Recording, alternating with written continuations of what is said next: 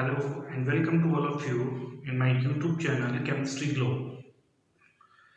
पहले वाले वीडियो में अपन ने केमिकल काइनेटिक्स के अंदर औसत वेग और ताक्षणिक वेग के बारे में पढ़ा था। आज अपन सबसे पहले औसत वेग से रिलेटेड कुछ न्यूमेरिकल क्वेश्चन करेंगे। ठीक है, तो देखिए न्यूमेरिकल क्वेश्चन। अब न्यूमेरिकल क्वेश्चन का नाम आता है ना, तो क्योंकि हार्ट बीट है वो और भी ज़्यादा तेज हो जाती है, वाइब्रेशन हो जाता है।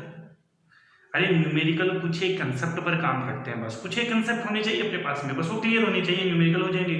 बहुत इजी होते हैं न्यूमेरिकल।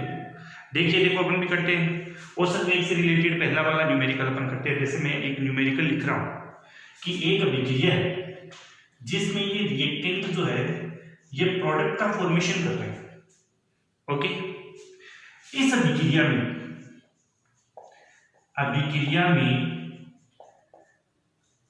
अभिकारक की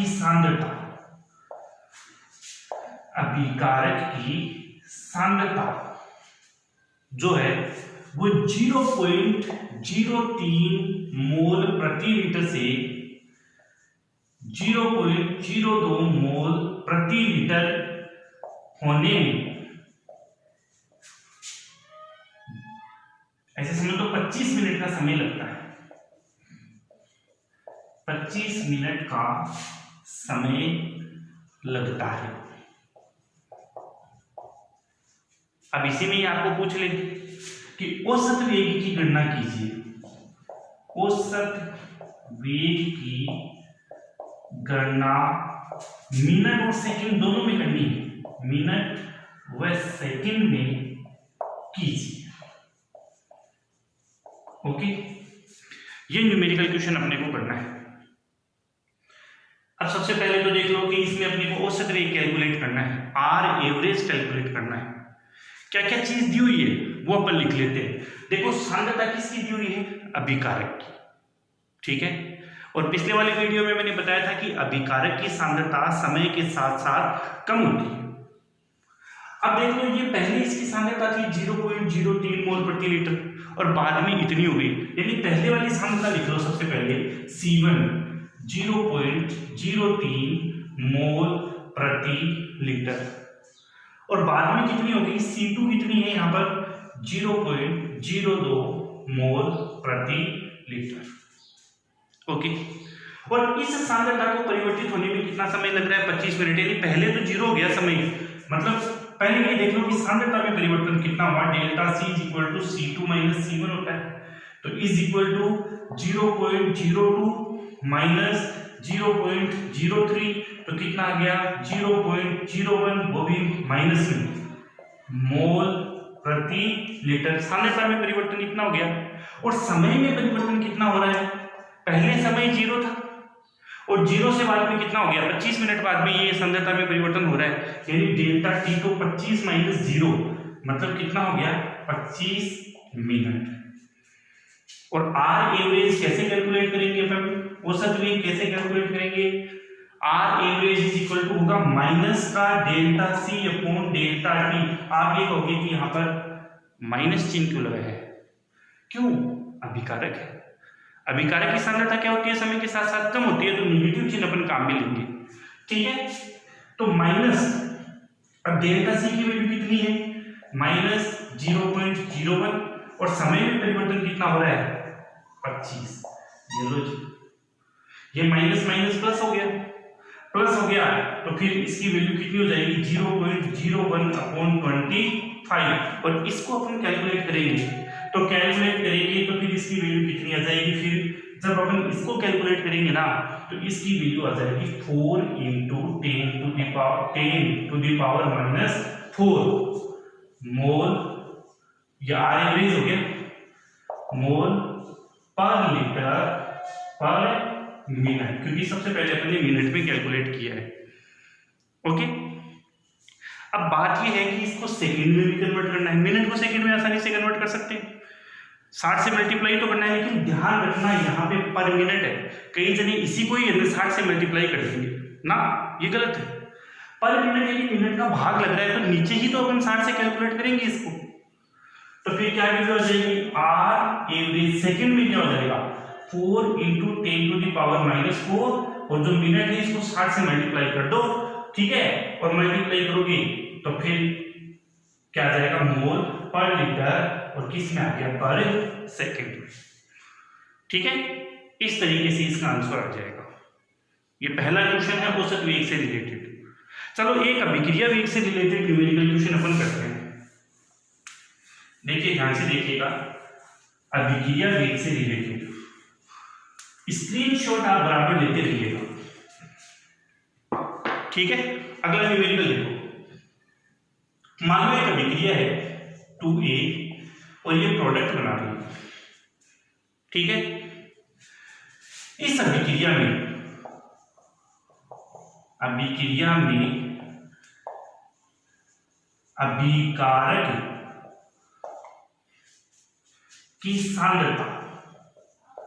अभिकारक की सांद्रता जो है वो 0.5 मोल पर लीटर से 0.4 मोल पर लीटर होने में 10 मिनट का समय लगता है। 10 मिनट का समय लगता है, ठीक है। अब इसमें आपको पूछ ले अभिक्रिया वेग की गणना कीजिए। अभिक्रिया वेग की गणना कीजिए। चलो तो करते हैं, बहुत सिंपल है ये क्वेश्चन। अभिक्रिया वेग की अपन गणना करते हैं। अब अभिक्रिया वेग देखो, ये स्टोइकियोमेट्रिक गुणांक है। पिछले वाले वीडियो में मैंने क्लियरली आपको बताया है, यदि किसी रासायनिक अभिक्रिया में स्टोइकियोमेट्रिक कोफिशिएंट होता है या स्टोइकियोमेट्रिक गुणांक होता है, तो अपन अभिक्रिया का वेग कैलकुलेट करने में इसको यूज करेंगे। लेकिन अभिकारक की सांद्रता में कितना परिवर्तन हो रहा है, उत्पाद की सांद्रता में कितना परिवर्तन हो रहा है, वहां पर इसका यूज नहीं करेंगे। लेकिन आपको तो यहाँ पर अभिक्रिया वेग पूछा है, तो अभिक्रिया वेग को कैलकुलेट करने में इसका यूज करेंगे। तो अभिक्रिया वेग यहां पर क्या हो जाएगा, अभिक्रिया वेग इज इक्वल टू अभिकारक की सांद्रता है वो कम हो रही है, तो वही बात यहां पर 1/2 स्टोइकियोमेट्रिक गुणांक दे देंगे, और अभिकारक की सांद्रता है तो माइनस का चिन्ह लगाएंगे, माइनस का dA/dt। ये A की सांद्रता लिख दी मैंने, आप delta C upon delta T भी लिख सकते हो यहाँ पर, ठीक है। और यहां पर मैंने लाक्षणिक वेग लिख दिया, एक ही बात है, कोई दिक्कत नहीं है इसमें। अब चलो ये dA, ये किसके बराबर होगा, अंतिम सांद्रता माइनस प्रारंभिक सांद्रता। अंतिम सांद्रता कितनी है, अंतिम सांद्रता तो ये है ना 0.4 मोल पर लीटर, और पहले सांद्रता कितनी थी, प्रारंभिक सांद्रता कितनी है 0.5 मोल पर लीटर। तो सांद्रता में परिवर्तन कितना हुआ, dA इज इक्वल टू कितना हो जाएगा, अंतिम सांद्रता माइनस प्रारंभिक सांद्रता, यानी कि मान आ जाएगा यहाँ पर 0.8, वो भी माइनस में, मोल पर लीटर। ये सांद्रता में परिवर्तन हो गया। समय में परिवर्तन कितना हो रहा है, देख लो यहाँ पर समय में परिवर्तन 10 मिनट का है, 0 to 10 10 मिनट का परिवर्तन हो रहा है, ठीक है। अब अपने को अभिक्रिया वेग देखना है। अभिक्रिया का वेग क्या हो जाएगा, अभिक्रिया वेग इज इक्वल टू 1/2 और फिर माइनस में देख लो अंतिम सांद्रता माइनस प्रारंभिक सांद्रता कितनी होगी, माइनस का 0.1, ठीक है, अपॉन समय में परिवर्तन कितना हो रहा है यहाँ पर 10। तो अभिक्रिया वेग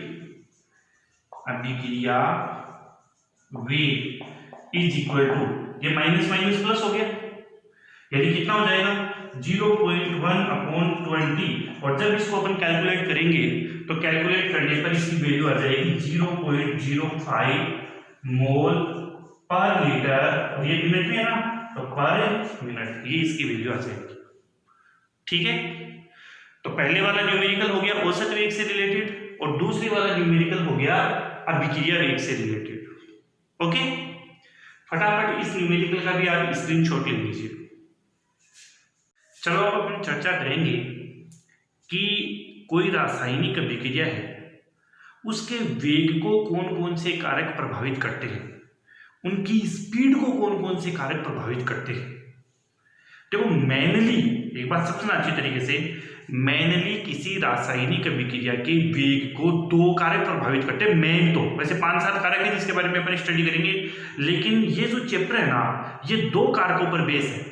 एक तो है सांद्रता और दूसरा ताप, जिसके अगले जो 3rd, 4th और 5 लेक्चर होगा ना उसके बारे में उन लेक्चर्स में अपन इसके बारे में डिटेल में स्टडी करेंगे।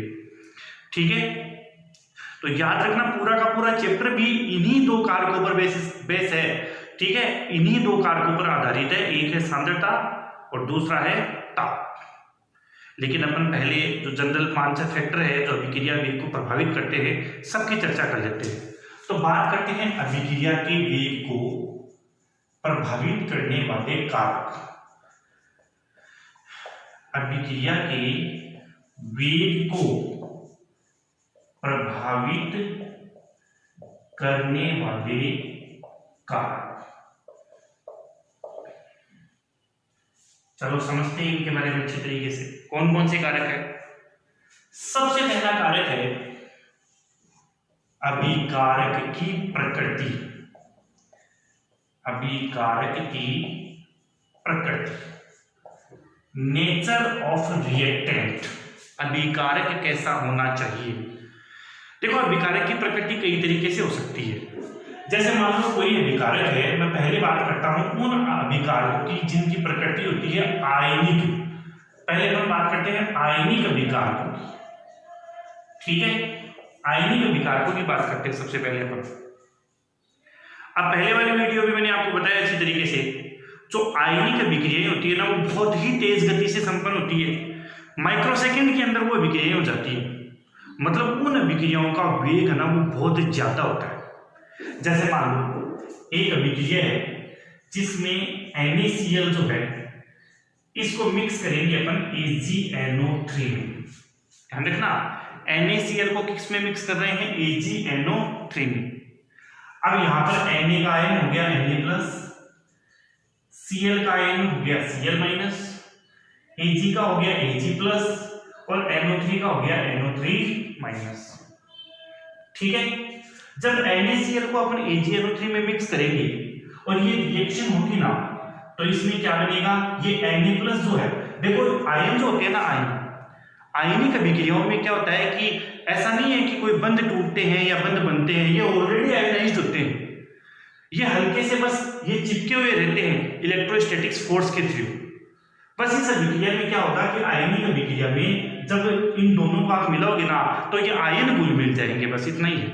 आयन गुण मिल जाएंगे और आयन गुण मिल जाएंगे तो ये AgCl से रिएक्शन करके क्या बना देगा? AgCl का श्वेत अवक्षेप दे देगा। क्या दे देगा? श्वेत अवक्षेप AgCl का। ओके, उसके बाद में Na जो है वो NO3 से रिएक्शन करके क्या बना देगा? NaNO3। आयनिक अभिक्रिया बहुत तेज गति से संपन्न होगी। तो इस अभिक्रिया के वेग की अपन बात करें कि अभिक्रिया का वेग क्या होगा? बहुत तेज होगा। अभिक्रिया की स्पीड जो है बहुत ही तेज होगी। लेकिन इसी को ही अपन कंपेयर करें कोवेलेंट रिएक्टेंट से, यानी कि सहसंयोजी अभिकारक से। सहसंयोजी अभिकारक से अपन इसको कंपेयर करते हैं, इसी को ही। अब सहसंयोजी अभिकारक देखो, एक एग्जांपल देखो, जैसे मान लो डाइहाइड्रोजन, इसकी अभिक्रिया अपन डाइहाइड्रोजन से करवाएंगे तो अमोनिया बनेगा। ठीक है, अब इसमें नाइट्रोजन में 2 नाइट्रोजन है, डाइनाइट्रोजन में इनमें कोवेलेंट होता है, ट्रिपल बॉन्ड है। हाइड्रोजन में क्या होता है? कोवेलेंट बॉन्ड है, सिंगल बॉन्ड है। अब ये दोनों आपस में रिएक्शन करते हैं तो NH3 बनता है और ये देखो ये कोवेलेंट बॉन्ड बनता है यहाँ पर। अब इस अभिक्रिया में क्या होगा?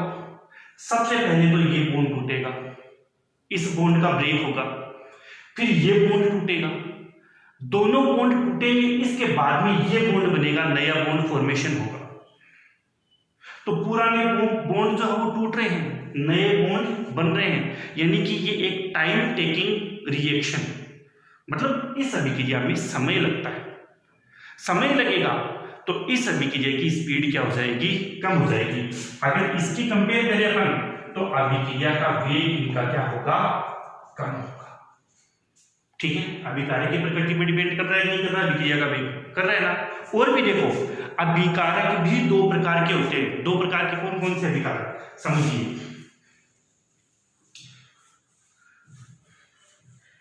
एक होता है होमोजीनस या समांगी अभिकारक, समांगी अभिकारक या सजातीय अभिकारक, और दूसरे होते हैं हेट्रोजेनस या विषमांगी अभिकारक। ओके, समांगी यानी एक ही जाति के, जैसे इंसान और इंसान के बीच में इंटरेक्शन ज्यादा होती है, इंसान इंसान से बातचीत कर सकेगा, उनसे फ्रेंडशिप कर सकेगा, उनके साथ में बैठ सकता है, खेल सकता है। गधों के साथ में थोड़ी रहता है। इसी प्रकार गधे गधे के साथ में रहते हैं। एक ही जाति के हो गए तो उनके बीच में रिएक्शन ज्यादा होती है। ठीक है, अब मैं बोल रहा हूं कि एक ही जाति के जो सदस्य होते हैं या एक ही जैसे नेचर वाले जो कंपाउंड होते हैं, रिएक्टेंट होते हैं ना, उनके बीच में रिएक्शन ज्यादा होती है तो उनकी स्पीड ज्यादा होगी। ठीक है, जैसे मैं बात करूं, गैस के पार्टिकल गैस से ज्यादा रिएक्शन करेंगे, लिक्विड के पार्टिकल लिक्विड से ज्यादा रिएक्शन करेंगे, सॉलिड के पार्टिकल सॉलिड से ज्यादा रिएक्शन करेंगे। तो इसका मतलब ये हुआ कि ऐसे अभिकारक जिनकी प्रकृति समांगी होती है, एक जैसे होते हैं, एक ही जाति के होते हैं, उन अभिकारकों की जो रेट होती है, जो वेग होता है ना, वो ज्यादा होता है। तीसरा एक चीज और समझो, अभिक्रिया का जो वेग होता है ना, अभिक्रिया का वेग इज प्रोपोर्शनल टू होता है उत्पाद का स्थायित्व या stability of product, stability of product. यानी प्रोडक्ट जितना ज्यादा स्टेबल बनेगा ना, अभिक्रिया की स्पीड उतनी ज्यादा होगी। And is inversely proportional to 1 stability of reactant. यानी कि युद्ध कर्मानुपाती होता है अभिक्रिया का वेग किससे, जो अभिकारक है, अभिकारक के जो स्थायित्व होता है ना, उसके युद्ध कर्मानुपाती होता है। ठीक है, मतलब ये हुआ कि यदि अभिकारक जितनी ज्यादा अस्थायी है, मैं अस्थायी की बात कर रहा हूं, तो अस्थायी के तो फिर समानुपाती हो गई। तो अभिकारक जितनी ज्यादा अस्थायी होते हैं ना, अभिक्रिया की स्पीड उतनी ज्यादा रहेगी। क्यों? क्योंकि यदि अभिकारक अस्थायी हो गए तो वो स्थायित्व को प्राप्त करना चाहेगा, और स्थायित्व को कब प्राप्त करेगा, जब वो किस में कन्वर्ट हो जाएगा, उत्पाद में। ठीक है, और हर कोई स्पीसीज स्थायित्व स्टेबिलिटी को प्राप्त करना चाहेगी। जैसे मैं आपकी बात कर रहा हूं कि आप लोग क्यों पढ़ाई करते हो, ताकि आप में स्टेबिलिटी आ जाए, आप डॉक्टर बन जाओ, आप इंजीनियर बन जाओ। ठीक है, देखो इसको मैं एक एक केमिकल रिएक्शन से आपको समझाता हूं स्टेबिलिटी को। देखो केमिकल रिएक्शन से बहुत बढ़िया एग्जाम्पल है, ठीक है, जो आपने 11th में भी पढ़ा है। ये एसिटिक एसिड है, ठीक है, इसको जब अपन गर्म करेंगे तो ये अपने आयनों में टूट जाएगा, CH3COO- और H+। हालांकि देखो ये एक उत्क्रमणीय अभिक्रिया है, लेकिन अपन स्पीड की बात करते हैं ना, स्पीड, तो स्पीड तो पॉजिटिव होती है हमेशा। पिछले वाले वीडियो में मैंने बताया था। तो स्पीड की बात कर रहे हैं तो अपन केवल अग्र अभिक्रिया को देखेंगे। ठीक है, और एक दूसरा है फॉर्मिक अम्ल। ये आयनिक होता है किसमें, H+ और COO-।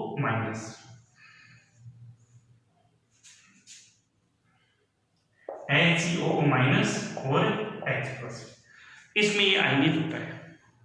ठीक है, अब इसमें अपन ये देखेंगे कि स्टेबिलिटी किसकी ज्यादा है।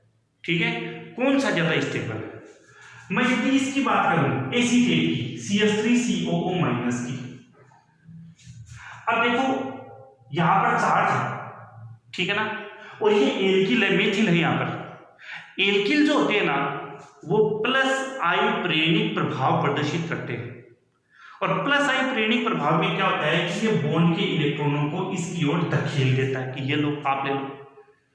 अब इसके पास तो ऑलरेडी नेगेटिव चार्ज है और ये और इलेक्ट्रॉन इसको दे रहे हैं, तो ये क्या इसको एक्सेप्ट कर लेगा क्या?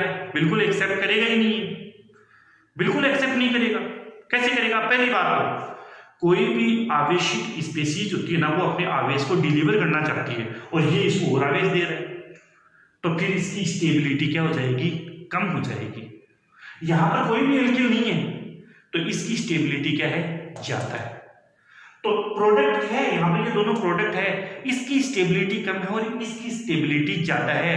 तो अभी मैंने बताया था ना कि प्रोडक्ट की स्टेबिलिटी जितनी ज्यादा होगी उस अभिक्रिया का वेग भी उतना ही ज्यादा होगा।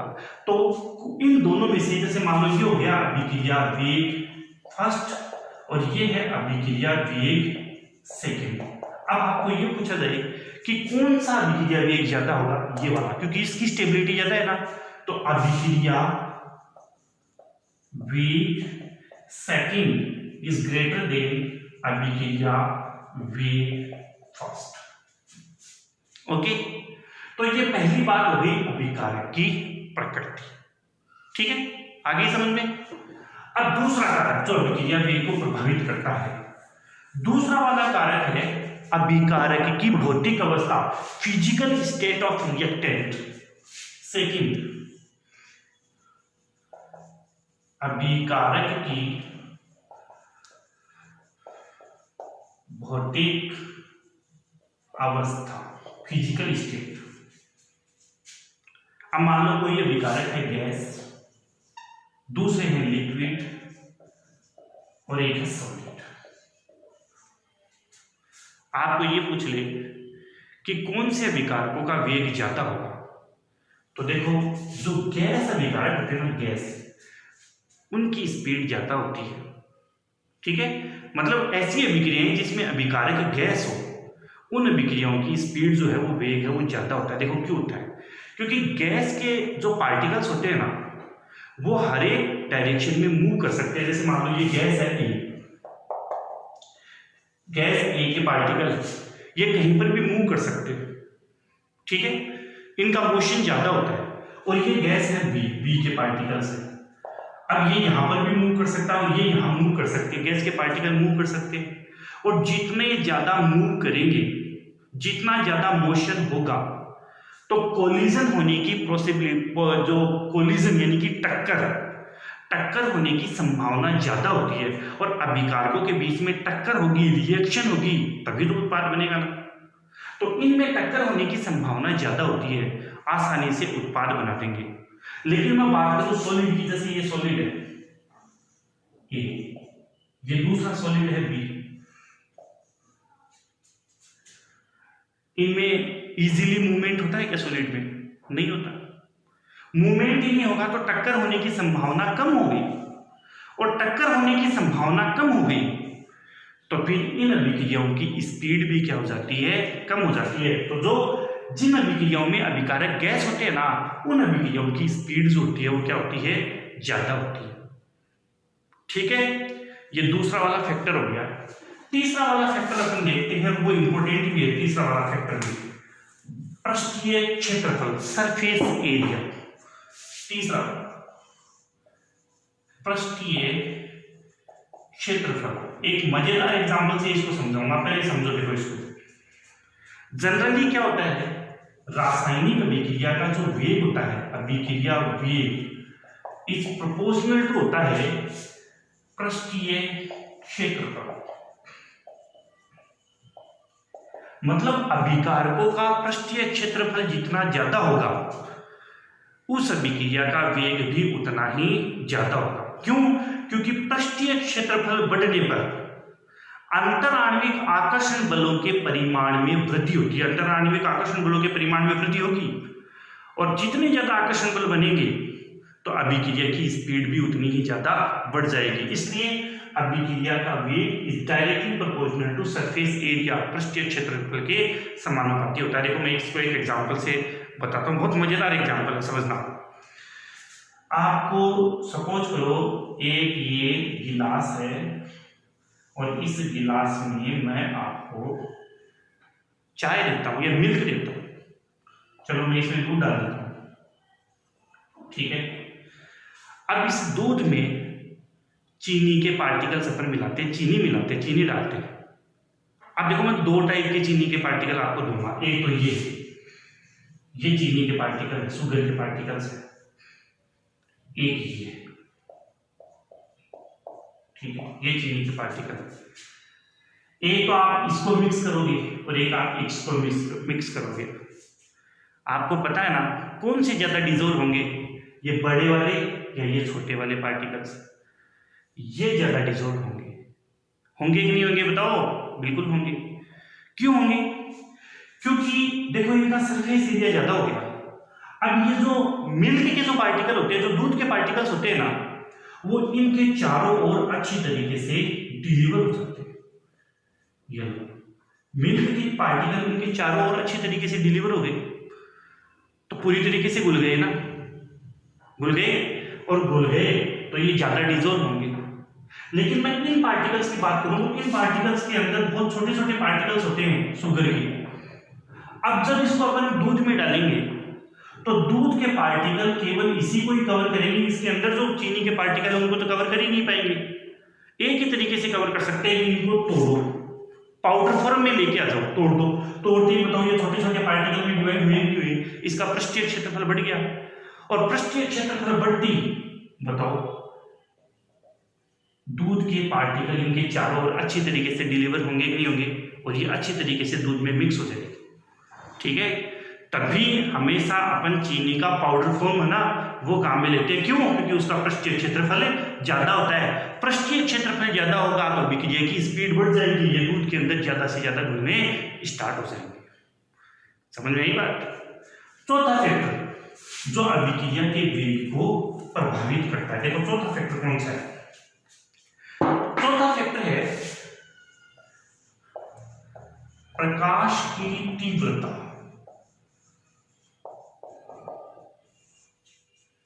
अब इसको भी समझो, हालांकि ये बहुत कम काम में आता है, बहुत कम रिएक्शंस में होता है ये। वैसे अभिक्रिया का वेग जो होता है, अभिक्रिया का वेग ये प्रकाश की तीव्रता के समानुपाती होता है।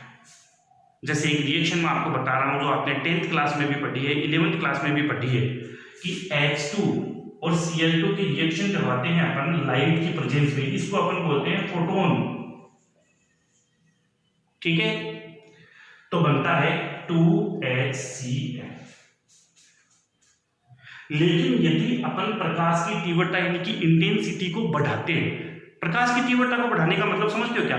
जैसे मान लो आपके पास में एक 0 वाट का बल्ब है, ठीक है।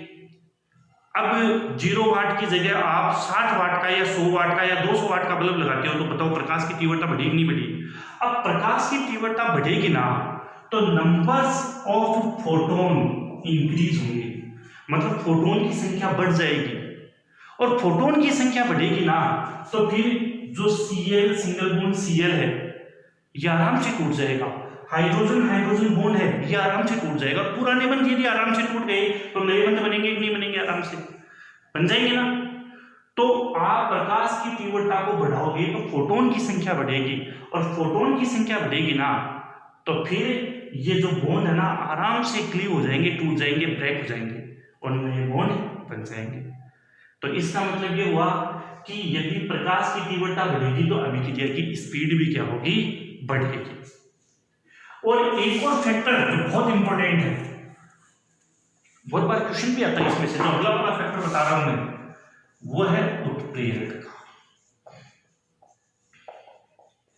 उत्प्रेरक के बारे में सरफेस केमिस्ट्री में है डिटेल में, थोड़ा सा बताता हूं। उत्प्रेरक जो होते हैं ना वो रासायनिक अभिक्रिया की स्पीड को चेंज कर देते हैं। चेंज करने का मतलब ये है कि ये अभिक्रिया की स्पीड को बढ़ा भी सकते हैं और अभिक्रिया की स्पीड को घटा भी सकते हैं, ठीक है। और ऐसे उत्प्रेरक जो अभिक्रिया की स्पीड को बढ़ा देते हैं वो धनात्मक उत्प्रेरक कहलाते हैं, और ऐसे उत्प्रेरक जो अभिक्रिया की स्पीड को कम कर देते हैं वो ऋणात्मक उत्प्रेरक कहलाते हैं। लेकिन इस चैप्टर में अपने को अभिक्रिया की स्पीड को बढ़ाना ही है, यानी कि धनात्मक उत्प्रेरक की चर्चा करनी है। और उत्प्रेरक की चर्चा देखो एक ग्राफ से अपन समझेंगे, समझो अच्छे तरीके से ग्राफ से। ये ग्राफ बहुत बार पूछा जाता है।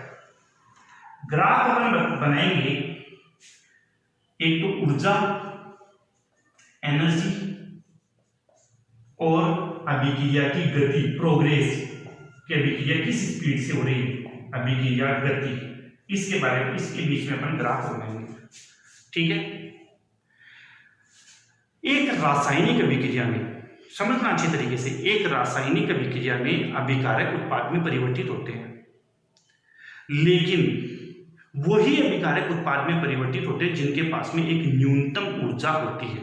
मतलब एक रासायनिक अभिक्रिया में अभिकारक को उत्पाद में परिवर्तित होने के लिए एक न्यूनतम ऊर्जा की आवश्यकता होती है। उस ऊर्जा को अपन बोलते हैं देहली ऊर्जा, उसको अपन देहली ऊर्जा कहते हैं।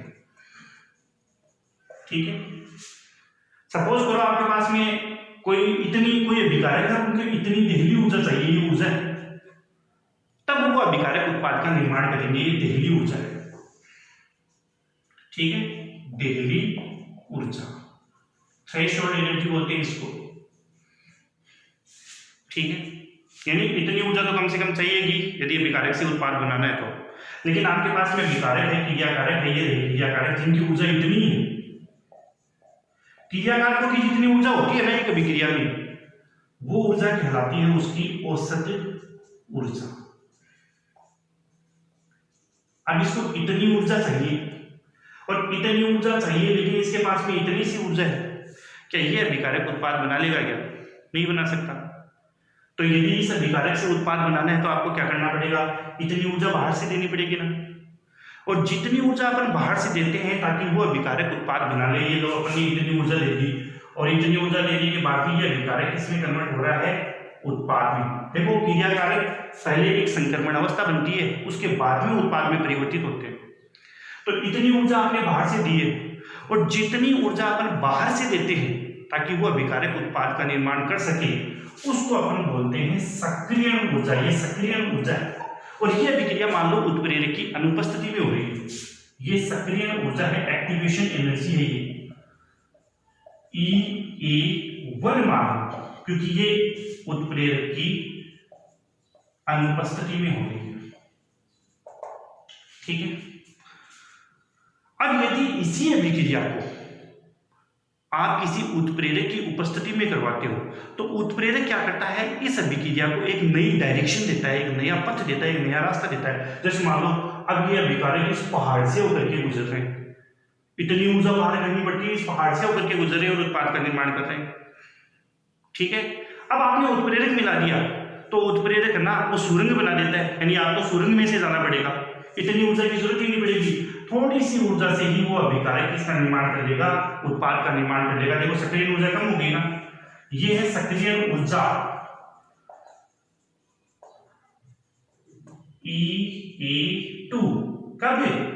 उत्प्रेरक की उपस्थिति।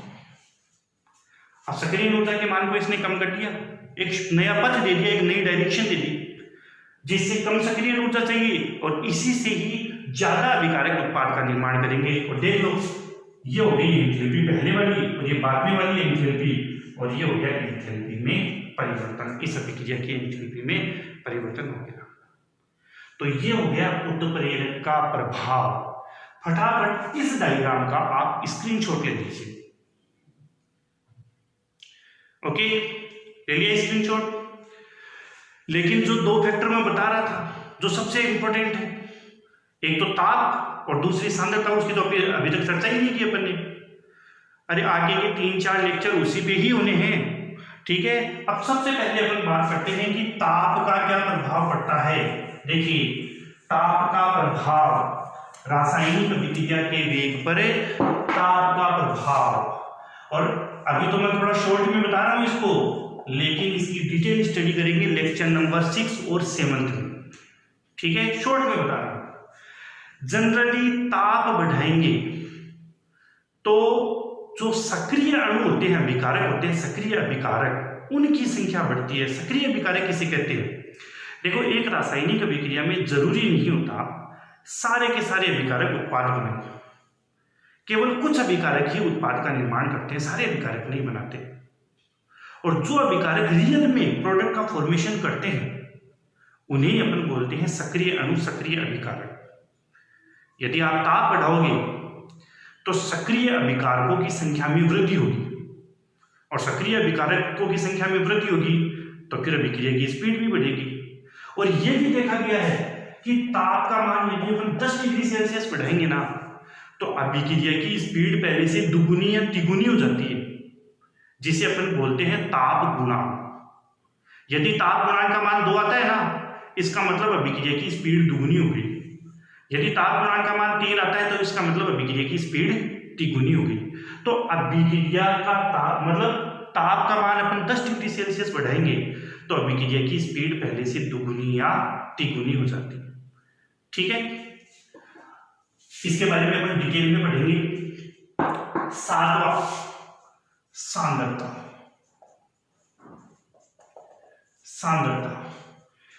अगले 3 lecture 3rd, 4th and 5th वो सांद्रता के बेस पर ही अपन पढ़ने वाले हैं। थोड़ा सा आप समझ लो। देखो, अभिकारक की सांद्रता जनरली तो क्या होती है कि अभिकारक की सांद्रता अपन बढ़ाएंगे तो अभिक्रिया की स्पीड भी बढ़ेगी, लेकिन ये जरूरी नहीं है, ये क्यों नहीं है। अभिकारक की सांद्रता बढ़ाने पर अभिक्रिया की स्पीड बढ़ भी सकती है, घट भी सकती है, और कई बार ऐसा भी होता है कि अभिकारक की सांद्रता बढ़ाने पर अभिक्रिया की स्पीड पर कोई फर्क ही नहीं पड़ता, मतलब अभिक्रिया का वेग सांद्रता पर प्रभाव ही नहीं डालता है। ठीक है, तो सीधी सी बात यह है कि सांद्रता अपन अभिकारक की बढ़ाएंगे तो अभिकारक की सांद्रता बढ़ाएंगे तो अभिक्रिया की स्पीड बढ़ भी सकती है, घट भी सकती है और अपरिवर्तित भी रह सकती है। ठीक है, ये सारी चीजें हम पढ़ेंगे। अगला वाला टॉपिक आएगा वेग नियम, जिसकी स्टडी अपन अगले लेक्चर में करेंगे, लेक्चर नंबर 3rd में। इस वेग नियम में साफ साफ आपको पता चल जाएगा कि सांद्रता बढ़ाने पर अभिक्रिया का वेग कैसे बढ़ता है या घटता है या फिर अपरिवर्तित रहता है। वेग नियम में सब कुछ समझ में आ जाएगा। और ये वेग नियम बहुत ही इंपॉर्टेंट टॉपिक है, क्योंकि वेग नियम के बाद में इसी से ही रिलेटेड अगला टॉपिक आ जाएगा अभिक्रिया की कोटि। ठीक है, तो आज के वीडियो में इतना ही पढ़ेंगे। पहले इन चीज़ों को आप अच्छी तरीके से पढ़ना, समझना, नोट्स को प्रॉपर्ली आप मेंटेन करना, और अगले वाले वीडियो में अपन सांद्रता है, सांद्रता का इफेक्ट अपन देखेंगे किसके अकॉर्डिंग, वेग रूल, वेलोसिटी रूल। ठीक है, वेग नियम के बारे में डिटेल में पढ़ेंगे, बहुत इंपॉर्टेंट रहने वाले अगले वाले लेक्चर। तो आपसे मत रहिएगा, देखते रहिए, साथ में आप लाइक करें, शेयर करें, कमेंट करें, सब्सक्राइब करें। ठीक है, थैंक यू सो मच।